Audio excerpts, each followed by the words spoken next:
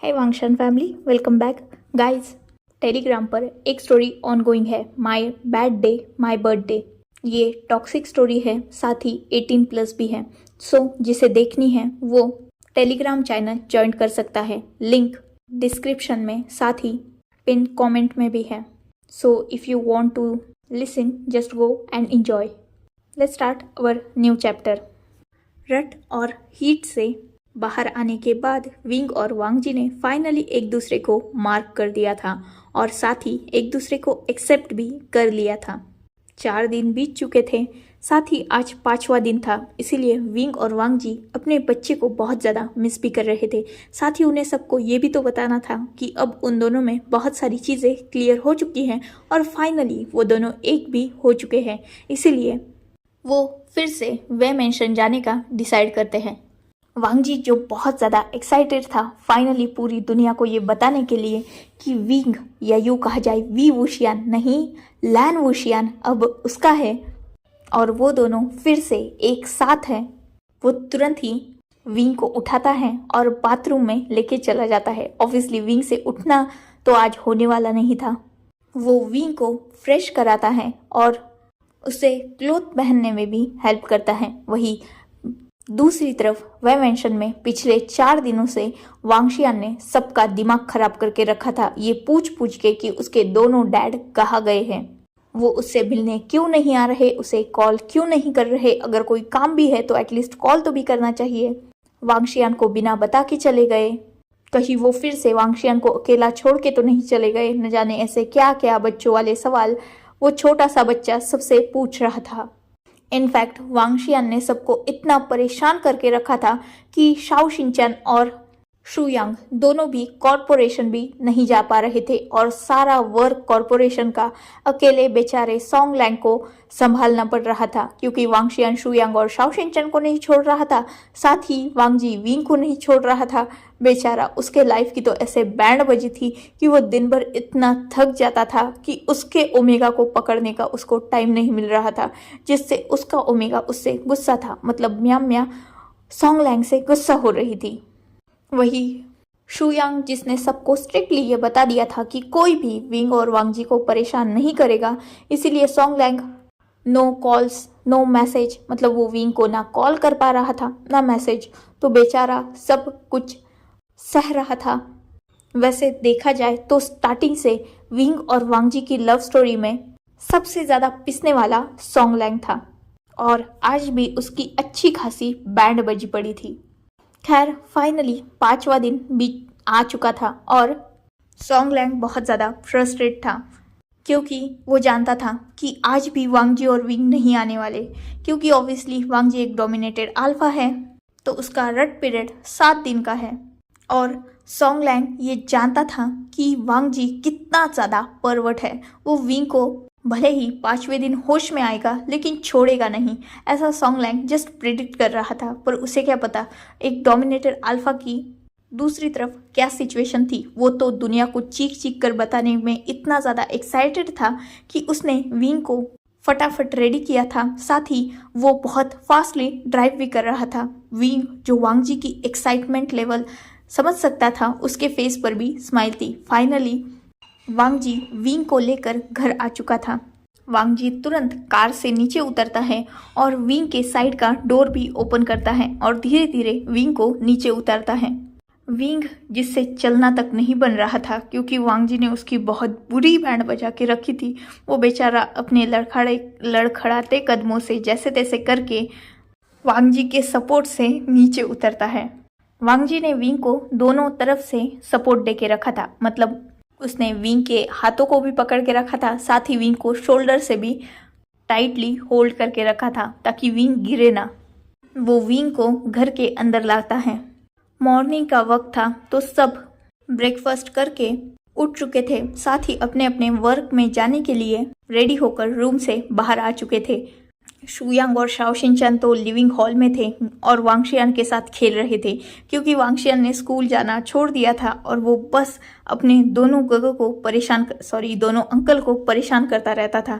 और अगर उसके अंकल उसके साथ खेलने के लिए मना कर दे या किसी काम के लिए उठ जाए तो वांगशियान रो रो कर पूरे घर को सर पे उठा के रखता था और बस फिर एक ही रट लगा के रखता था। उसे मम्मा चाहिए, उसके पापा चाहिए, उसे डैडा चाहिए, उसे बिग बेबी चाहिए, उसे उन दोनों के पास जाना है। वो दोनों उससे प्यार नहीं करते, इसीलिए उसे छोड़कर भाग गए। न जाने ऐसी क्या क्या बकवास, जिससे शुयांग और शाओ शिनचैन वांगशियान को छोड़ ही नहीं रहे थे। वहीं दूसरी तरफ सॉन्गलैंग और म्याम्या दोनों भी रेडी हो चुके थे, क्योंकि उन्हें कॉर्पोरेशन जो जाना था। म्याम्या जो सॉन्गलैंग से गुस्सा थी, वो मुंह फुलाए लिविंग हॉल के काउच पर बैठी हुई थी और सॉन्गलैंग अभी रेडी होकर आया नहीं था, मतलब वो अभी भी अपने रूम में था। वांगजी धीरे धीरे विंग को वे मेंशन के अंदर लाता है और अभी तक किसी की भी नज़र विंग और वांगजी पर गई नहीं थी। वही वांगजी भी विंग को केयरफुली अंदर ला रहा था, इसीलिए उसकी भी नज़र लिविंग हॉल में जो काउच पर बैठे हुए थे उन पर गई नहीं थी। कुछ ही देर बाद वांगजी फाइनली सीटिंग एरिया तरफ आता है और जैसे ही वो अपनी नज़रें उठाकर शुयांग, शाओ शिनचैन और वांगशियान को देखता है, उसके फेस पर स्माइल आ चुकी थी, क्योंकि अब वांगजी सबको बताना चाहता था कि विंग उसका है। इसीलिए वो बिना सोचे समझे विंग को छोड़ देता है और बहुत लाउडली चिल्लाते हुए कहता है, यांग, शाओग। इतना बोलकर वो भागते हुए उन दोनों की तरफ जाने लगता है। शुयांग, शाओ शिनचैन, साथ ही म्याम्या और वांगशियान भी खड़े हो चुके थे और वो सब भी विंग और वांगजी को देखकर बहुत ज़्यादा एक्साइटेड थे। वांगशियान खुद अपने डैड्स के पास भागते हुए जाना चाहता था, पर उसने जब देखा कि उसके वांगजी डैड खुद ही उछलते कूदते उनकी तरफ आ रहे हैं तो वो खुश हो चुका था, क्योंकि उसे लगा था कि वांगजी सबसे पहले वांगशियान को उठाकर हक करेगा। पर वांगजी वो इतना ज़्यादा ओवर एक्साइटेड था कि भागते हुए गया और सीधा उसने शुयांग के ऊपर जंप कर दी थी और वो शुयांग के गले लगकर बहुत स्माइली और एक्साइटेडली उसे बता रहा था, यांग, आपको पता है विंग ने मुझे एक्सेप्ट कर लिया। इनफैक्ट हम दोनों ने एक दूसरे को मार्क भी कर दिया। मैं बहुत खुश हूँ। विंग मेरा ओमेगा अब मेरे साथ रहेगा, वो भी हमेशा हमेशा के लिए। आप जानते होगा, आप बहुत बेस्ट हो, आप ग्रेट होगा। जैसा आपने कहा था बिल्कुल वैसा ही हुआ। मेरा ओमेगा मेरे पास आ गया। अब हम दो तीनों भी एक हैप्पी फैमिली की तरह रहेंगे। Thank you girl, thank you, आप ग्रेट हो। इतना बोलकर वांगजी शुयांग के बॉडी पर एक कोआला बेयर की तरह चिपक कर हैप्पी हो रहा था।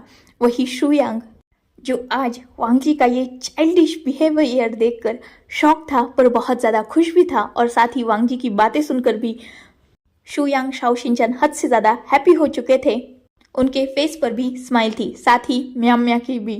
वांगजी कुछ देर बाद शुयांग के पास से थोड़ा साइड हटता है और बाद में शाओ शिनचैन को भी हक कर लेता है, क्योंकि इस पूरे वक्त के दौरान शुयांग, शाओ शिनचैन, वांगजी और बाकी सबकी भी बॉन्डिंग बहुत ज़्यादा अच्छी हो चुकी थी। वांगजी शिनचैन के भी पास जाता है और उसे टाइटली हक करते हुए फिर से वही सारी बातें रिपीट करने लगता है। विंग और मेरा रिश्ता सुधर गया है, मैं बहुत हैप्पी हूँ, मेरा ओमेगा अब मेरे पास होगा, और न जाने क्या क्या। वांगजी कुछ देर बाद शाओ शिनचैन के भी थोड़ा दूर होता है और वो अभी खड़ा हुआ ही था और अपनी एक्साइटमेंट नेक्स्ट किसको बताऊँ ये सोच ही रहा था, क्योंकि अभी तक वांगजी का ध्यान म्याम्या पर गया नहीं था, क्योंकि वो साइड में थी। और वांगजी और म्याम्या के बीच में इतनी कुछ अच्छी ठीक थी बॉन्डिंग, लेकिन ऐसी नहीं थी। और मेन म्याम्या एक ओमेगा गर्ल थी, तो वांगजी का उसे हक करना थोड़ा इनअप्रोप्रिएट होता, इसीलिए वांगजी म्याम्या को हक करने भी नहीं वाला था, वो अलग बात है। पर वांगजी अभी शाओ शिनचैन से दूर हुआ ही था, तभी कोई आकर अचानक वांगजी को हक कर लेता है, और वैसे ही वांगजी को हक करते हुए वो उछलने लगता है और कहता है, फाइनली तुम दोनों का रिश्ता सुधर गया, अब मैं चैन की ब्रीथ लूंगा और अपने ओमेगा के साथ हनीमून पर जाऊंगा। तुम लोगों ने मेरी बैंड बजा के रखी है, कितना काम करवाते हो तुम मुझसे, मैं अब बहुत खुश हूँ। तुम और विंग अपना काम संभालो और मैं और म्याम्या बाहर जाते हैं। सच में मैं तुम्हारे लिए भी और अपने लिए भी बहुत खुश हूँ। क्योंकि तुम्हारा रिश्ता सुधारने के चक्कर में मैं अपना रिश्ता खराब कर चुका हूँ। अब मैं भी अपना रिश्ता सुधार सकता हूँ। इतना बोलकर सॉन्गलैंग जो वांग जी के गले लगा हुआ था वो भी उछल रहा था, साथ ही वांग जी भी उसके साथ उछल रहा था। वो दोनों बच्चे की तरह एक दूसरे को हग करके जंपिंग कर रहे थे और बाकी 3 मेंबर उन्हें शॉकिंगली देख रहे थे, मतलब शुयांग, शाओ शिनचैन और म्याम म्या। शुयांग जिसके फेस पर स्माइल थी, वांग जी और सॉन्गलैंग को ऐसे देखकर उसका ध्यान अचानक पीछे जाता है और शुयांग के फेस पर जो स्माइल थी वो अचानक ही ड्रॉप हो चुकी थी। शुयांग सॉन्गलैंग और वांग जी के पास जाता है और उन दोनों को पहले तो अलग करता है और सॉन्गलैंग की तरफ देखते हुए कहता है, हाँ, तुम्हें आज ऑफिस जाने की ज़रूरत नहीं है। तुम एक काम करो, म्यामा को लेके आज कहीं बाहर चली जाओ, जाओ जल्दी जाओ। इतना बोलकर वो सॉन्गलैंग को पुश करने लगता है। सॉन्गलैंग को कुछ समझ तो आया नहीं था क्योंकि शुयांग बहुत वियर्ड बिहेव नहीं कर रहा था, अभी वो तो खुश हो रहा है, तो ये तो पार्टी का वक्त है और वो उन दोनों को अकेले बाहर भेज रहा है। सॉन्गलैंग समझ चुका था कि कुछ ना कुछ तो हुआ है, इसीलिए वो म्याम म्या के पास जाकर खड़ा हो जाता है बिल्कुल शांति से। वही वांग जी जो अभी भी कुछ समझ नहीं पाया था और शुयांग की तरफ देख रहा था कंफ्यूजिंगली, शुयांग उसे आंख से पीछे देखने का इशारा करता है। वही वांग जी जो शुयांग का इशारा पहले तो समझ नहीं पाता, लेकिन दूसरी बार शुयांग जब उसे समझाने की कोशिश करता है तो वो समझ जाता है और तुरंत पीछे मुड़ के देखता है तो वांग जी भी एक पल के लिए कांप चुका था क्योंकि पीछे उसका प्यारा ओमेगा अपनी आंखों में गुस्सा लेकर उसकी तरफ देख रहा था। वांग जी विंग की तरफ देखता है और अपने हेड को नर्वसली रफल करते हुए कहता है कि क्या हुआ विंग। विंग एक नज़र वांग जी पर डालता है और बाद में इधर उधर देखने लगता है। शुयांग और शाओ शिनचैन समझ चुके थे, इसीलिए वो बहुत शांति से वांग जी के पीछे से, मतलब वो दोनों वांग जी के पीछे खड़े थे ना, तो साइड को खिसक जाते हैं। विंग की नज़र टेबल पर रखे एक छोटे से फ्लावर बाज पर जाती है। विंग उसे उठाता है और वांग जी की तरफ थ्रो कर देता है। वांग जी जो लकीली टाइम पर साइड हो चुका था और वो बाज पीछे जाकर फूट चुका था और लकीली किसी को भी हर्ट नहीं हुआ था। वांग जी विंग की तरफ देखता है और अपने पैनिक फेस से, अपनी पैनिक वॉइस में विंग की तरफ देखते हुए कहता है कि क्या हुआ विंग।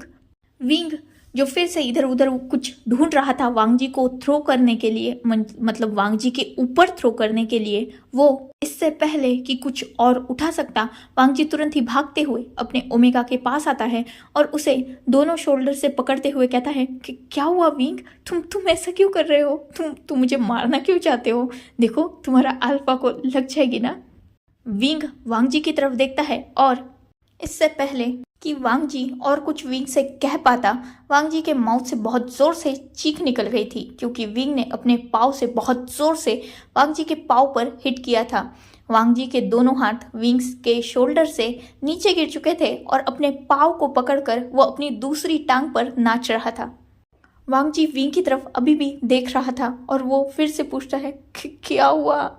विंग गुस्से से वांग जी की तरफ देखते हुए कहता है, एक तो तुमने मेरी पिछले 4 दिनों से बैंड बजा के रखी थी और जैसे ही मेरे गग को देखा कूदते हुए उनके पास चले गए बिना ये सोचे कि मैं चल तक नहीं पा रहा हूँ। तुम्हें पता है मैं गिर सकता था, मुझे फिर से हर्ट हो जाता। तुम्हें अकल कब आएगी लान वांग जी। वांग जी जिसे अभी अभी समझ में आया था कि उसने कितनी बड़ी गलती कर दी, ऑब्वियसली वो भी देख सकता था कि विंग से चलना नहीं हो रहा था और वांग जी ने शुयांग और शाओ शिनचैन को बताने के चक्कर में इतना ज़्यादा एक्साइटेड हो चुका था कि उसने बिना किसी सपोर्ट के विंग को वैसे ही छोड़ दिया था। और विंग जिसे ये एक्सपेक्ट नहीं था कि वांग जी उसे अचानक छोड़ देगा, वो अपने आप को संभाल नहीं पा रहा था और गिरने ही वाला था। तभी उसने लकीली साइड में जो काउच था उसे पकड़ लिया था और उसे ही पकड़े वो अभी तक खड़ा था। वांग जी वैसे ही अपने एक टांग पर कूदते हुए कहता है, वो सॉरी मैं एक्साइटेड हो चुका था ना, एक्चुअली मैं बताना चाहता था, वो एक्चुअली नहीं, मेरी गलती है, I am sorry my omega, सब मेरी गलती है। तुम्हारा अल्फा एक नंबर का गधा है, बेवकूफ़ है, उल्लू है, उल्लू का पट्टा है। तुम टेंशन मत लो मेरे ओमेगा, बस गुस्सा मत होना। तुम चाहो तो मेरी दूसरी भी टांग तोड़ सकते हो, मैं तुम्हें अलाउ करता हूँ, बस गुस्सा मत होना, नाराज मत होना विंग, प्लीज, बहुत मुश्किल से तुम्हें मनाया है मैंने। और अभी अभी तो मैं खुशी मना रहा हूँ, प्लीज प्लीज इतनी जल्दी नाराज मत हो जाना। इतना बोलकर वो विंग के सामने रिक्वेस्ट करने लगता है। वही विंग जिसे वांगजी की ये सिली हरकतें देखकर हंसी आ रही थी और वो जैसे तैसे करके अपनी हंसी पर कंट्रोल कर रहा था, वही दूसरी तरफ शुयांग, शाओ शिनचैन, सोंगलैंग और म्याम्या वो चारों भी आज बहुत ज़्यादा खुश थे, क्योंकि विंग के फेस पर वो स्माइल विंग भले ही दिखा नहीं रहा था पर सब महसूस ज़रूर कर पा रहे थे। विंग की आंखों में वो चमक, उसके फेस पर वो ब्यूटीफुल सा ग्लो, उसका वो ब्लश, साथ ही वांगजी जो पूरी तरीके से चेंज हो चुका है अपने ओमेगा के लिए, उसका वो नॉटी बिहेव, उसका विंग के सामने रिक्वेस्ट करना, वांगजी के अंदर आज कोई भी ईगो एटीट्यूड नज़र नहीं आ रहा था। इनफैक्ट किसी को ये लग ही नहीं रहा था कि ये वही लान वांगजी है जो हर किसी के सामने अपना रूड और पोकर फेस लेकर घूमता था। आज वो अपने ओमेगा के पीछे, या यूँ कहा जाए उसके प्यार में कितना ज़्यादा बदल चुका है। विंग वांगजी की तरफ देखता है और एक डीप ब्रीथ लेते हुए कहता है, ओके ओके, नाटक मत करो। अभी विंग और वांगजी की ये कन्वर्सेशन चल ही रही थी, तभी सबको बहुत जोर से रोने की आवाज़ आती है और सबका ध्यान तुरंत ही वांगशियान पर चला जाता है, जिसकी आंखों में मोटे मोटे आंसू थे और वो बहुत जोर जोर से रो रहा था। वांगशियान शुयांग और शाओ शिनचैन के पास जाता है और उनकी तरफ, मतलब शुयांग के पैर को, एक लेग को हक कर लेता है और नीचे बैठ जाता है और अपने कंप्लेंटिंग ट्यून में कहता है, अंकल अब ये दोनों मुझसे प्यार नहीं करते, देखो ये मुझे देख भी नहीं रहे, अंकल ये बहुत बुरे, अंकल मेरे डैड मुझसे प्यार नहीं करते, मुझे छोड़ के चले गए, अभी भी मुझे पास में ही नहीं लिया, मुझे भूल गए, देखो अंकल इन्होंने मुझे छोड़ दिया, मैं इन दोनों से अब बात नहीं करूंगा, मैं कब से इनका घर आने का इंतजार कर रहा था, मैंने कहा था ना मेरे दोनों डैड मुझसे प्यार नहीं करते। इतना बोलकर वो बहुत जोर जोर से रो रहा था।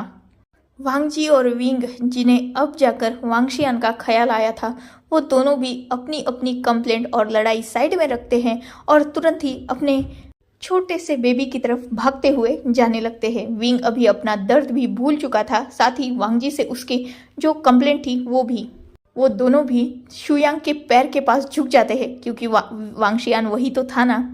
और शुयांग से वांगशियान को दूर करते हुए कहते हैं, नहीं नहीं बेबी, ऐसी कोई बात नहीं है, तुम्हारे डैड तुमसे बहुत प्यार करते हैं।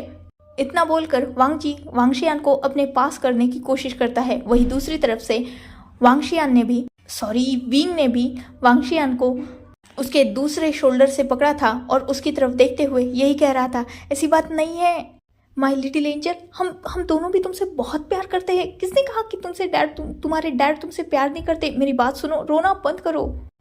वांगजी और विंग अपने छोटे से बच्चे को शांत कराने की नाकाम कोशिश कर रहे थे।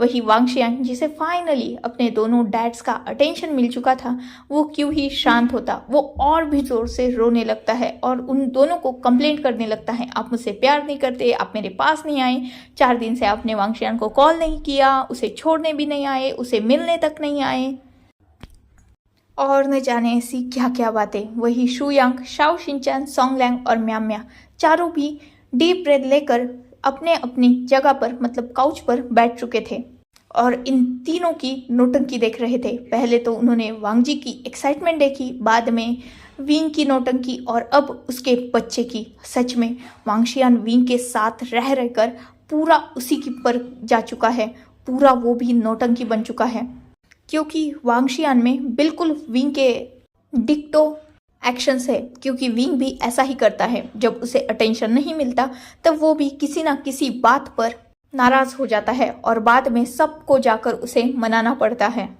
और सेम उसका बच्चा। विंग और वांगजी जैसे तैसे करके वांगशियान को शांत करते हैं और दोनों भी मिलकर उसे हक कर लेते हैं। फाइनली वांगशियान शांत हो चुका था और वो अपने दोनों डैड को देखकर खुश भी था। फाइनली सबकी नौटंकी खत्म होने के बाद सर्वेंट विंग और वांगजी को ब्रेकफास्ट वही लिविंग हॉल में काउच पर ही दे देते हैं, क्योंकि बाकी सबका तो ब्रेकफास्ट हो चुका था, सिर्फ विंग और वांगजी ही बचे हुए थे। तो वो दोनों वही अपना ब्रेकफास्ट करने लगते हैं। साथ ही शुयांग, शाओ शिनचैन, सोंगलैंग और म्याम्या, साथ ही वांगशियान भी हैप्पीली उन दोनों की तरफ देख रहे थे। वांग जी विंग की हद से ज़्यादा केयर कर रहा था, अपनी डिश से उसे चीज़ें उठाकर दे रहा था।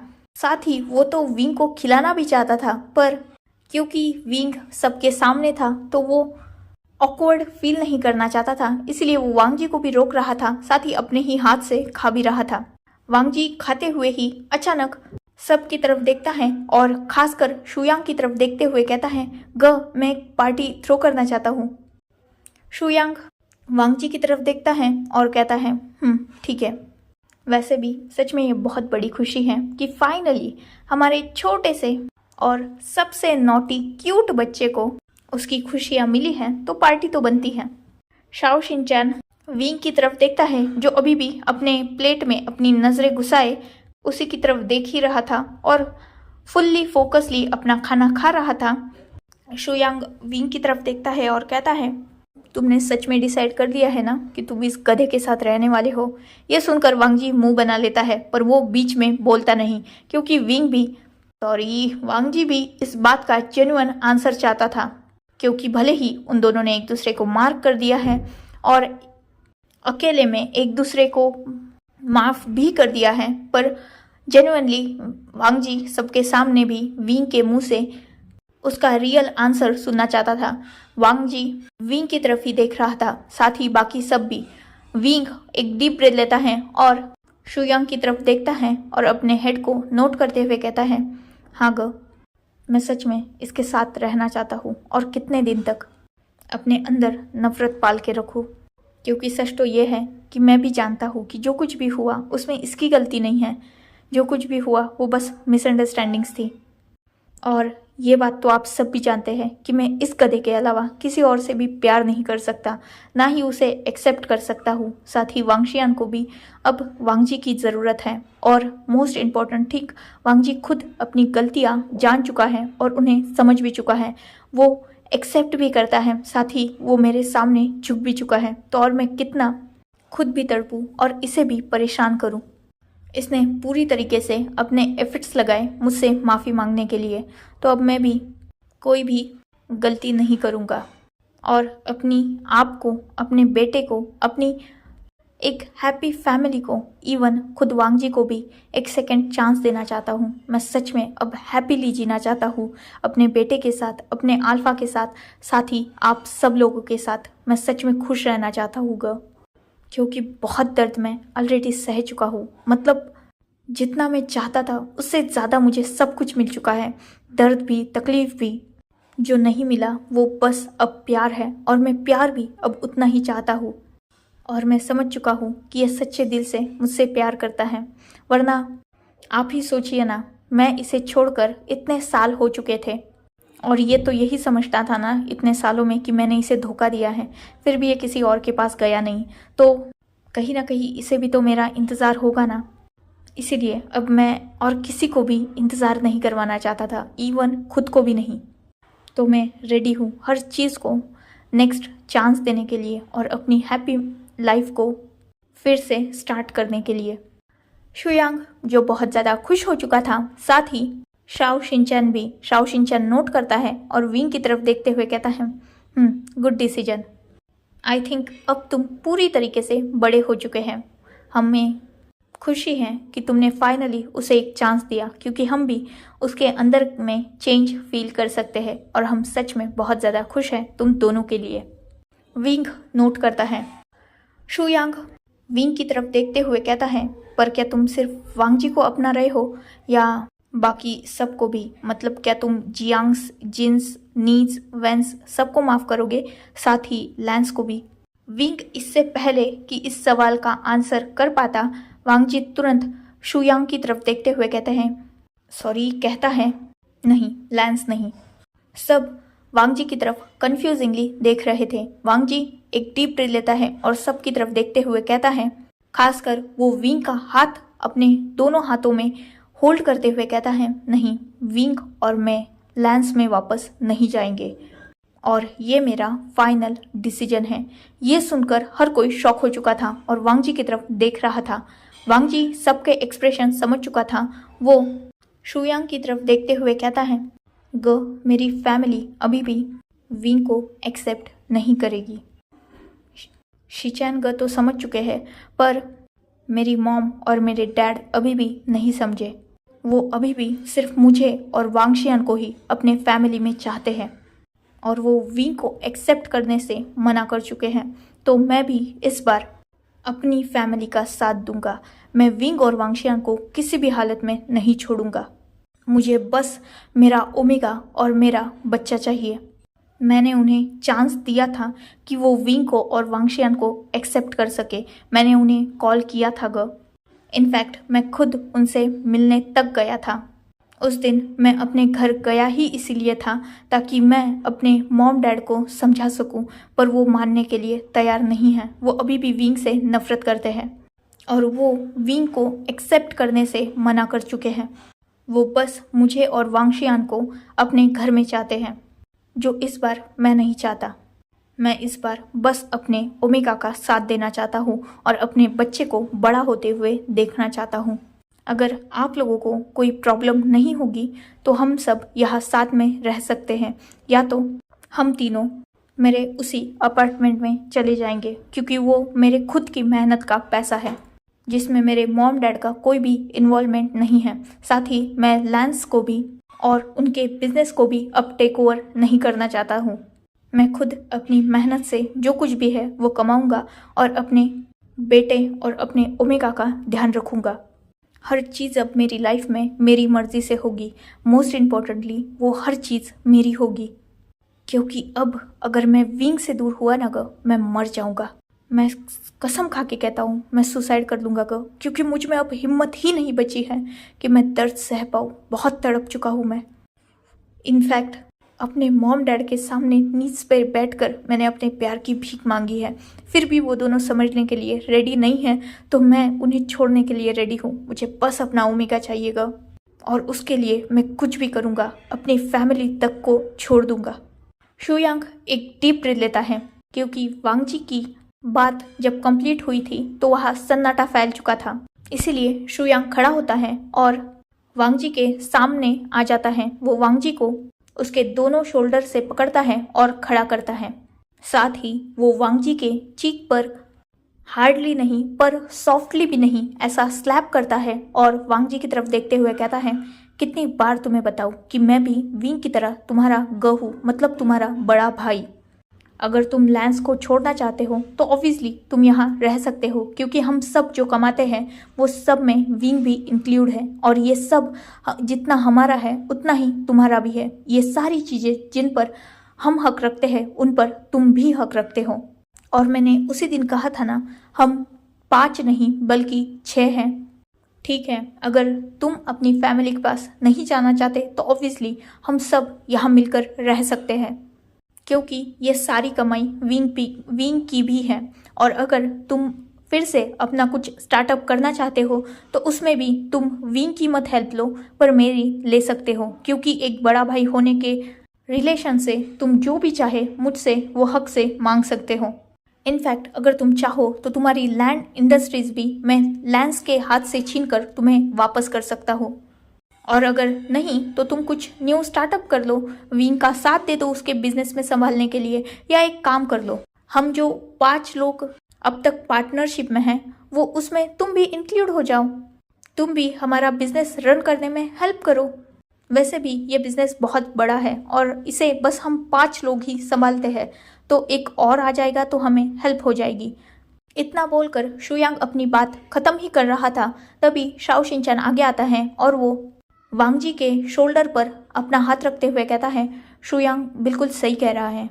वैसे भी तुम्हें तो पता है विंग को हम दोनों भी अपना बच्चा मानते हैं, तो हमारे पास जो भी है वो विंग का ही है और अब उसमें तुम भी इंक्लूड हो। ना सिर्फ विंग की वजह से बल्कि हम लोग सच में इम्प्रेस है तुमसे, क्योंकि तुम्हारी बिजनेस स्ट्रेटजीज बहुत ज़्यादा अच्छी होती हैं, तो तुम हमारे साथ हेल्प कर सकते हो। चाहे तो हम पार्टनर्स में इंक्लूड हो सकते हो, हम लोगों को कोई भी प्रॉब्लम नहीं है। वांगजी उन दोनों की तरफ देखता है और एक स्माइल देते हुए कहता है, नहीं ग, इतनी जल्दी नहीं, मैं खुद इस बिज़नेस में मेहनत से अपनी जगह बनाऊंगा, फिर मैं पार्टनरशिप लूँगा। मैं किसी भी चीज़ को अपने पास ऐसे ही नहीं चाहता। मैं चाहता हूँ कि हर चीज़ जो मेरे पास है वो मेरी मेहनत से हो। जैसे मैंने अपने मेहनत से अपने ओमेगा को अपने पास लाया है, वैसे ही मैं अपने मेहनत से ही उस बिजनेस में भी पार्टनरशिप हासिल करूँगा। इतना बोलकर वांगजी शुयांग और शाओ शिनचैन को मिलकर टाइटली हग कर लेता है। शुयांग, शाओ शिनचैन, सोंगलैंग, म्या म्या और विंग भी ये जानते थे कि वांगजी बहुत ज़्यादा सेल्फ रिस्पेक्टेड पर्सन है और वो किसी का एहसान एक्सेप्ट नहीं करेगा। इसीलिए वो इस बात पर जस्ट नोट कर देते हैं, क्योंकि उन्हें तो कोई प्रॉब्लम था ही नहीं। खैर, ऐसा ही वो दिन निकल जाता है और दूसरे ही दिन वह मेंशन में बहुत ग्रैंड पार्टी ऑर्गेनाइज की गई थी, जिसमें हर किसी को इनवाइट किया गया था, इवन लैंस को भी, क्योंकि वांगजी उन्हें भी ये दिखाना चाहता था कि वो उनके बिना भी अपने ओमेगा के साथ खुश हैं।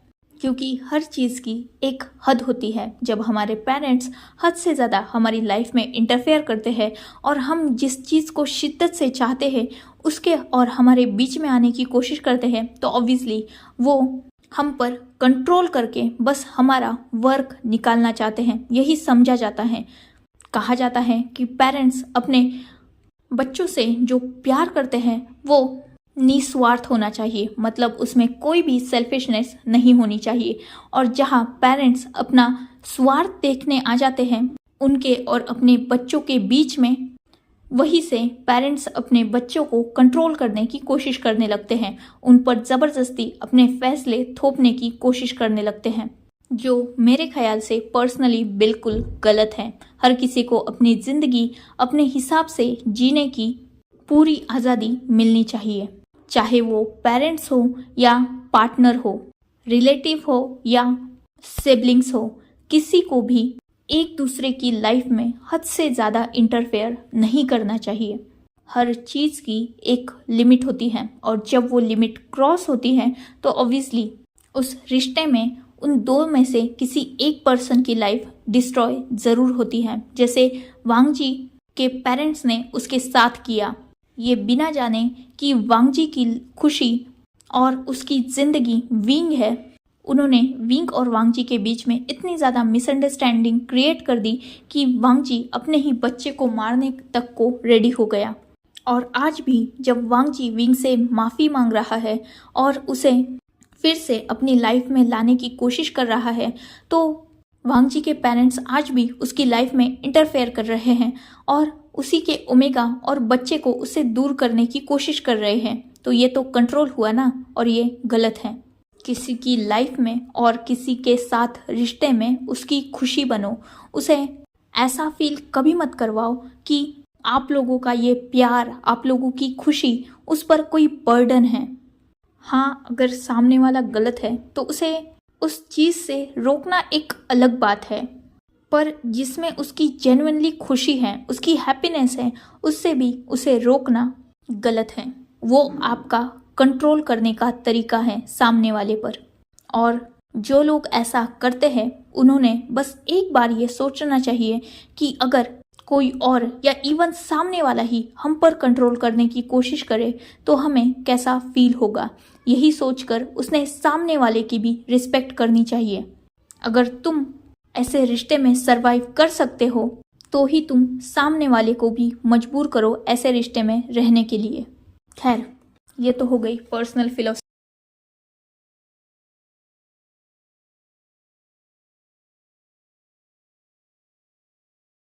So, enough for today. Let's take a break. Next chapter in next video.